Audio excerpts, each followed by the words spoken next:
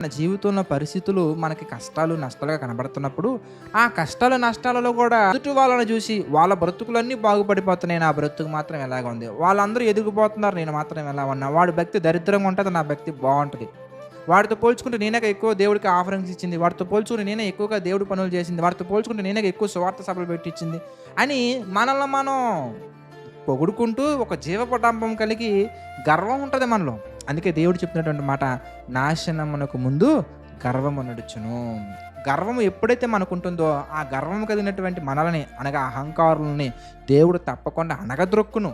దీన మనస్సు కలిగి మనం ఉండి, మనం చేసినటువంటి అతిక్రమములను మనం ఒప్పుకొని, వాటిని విడిచిపెట్టి దేవుని చిత్త ప్రకారంగా మన జీవితంలో నడవటం ప్రారంభిస్తే, దేవునితో అన్యోన్య సహవాసం గలవారమై ఉంటాము. అప్పుడు యేసుక్రీస్తు వారి రక్తము మనలను ప్రతి పాపము నుండి పరిశుద్ధులుగా, పవిత్రులుగా చేయును. ఆ తర్వాత దేవుడు మనలను తన చిత్త ప్రకారంగా సమయానుకూలంగా మనల్ని హెచ్చించి, దేవుడు మనల్ని ఉన్నతమైన స్థితిలో ఉంచి చివరగా పరలోకానికి కూడా తీసుకెళ్తారు.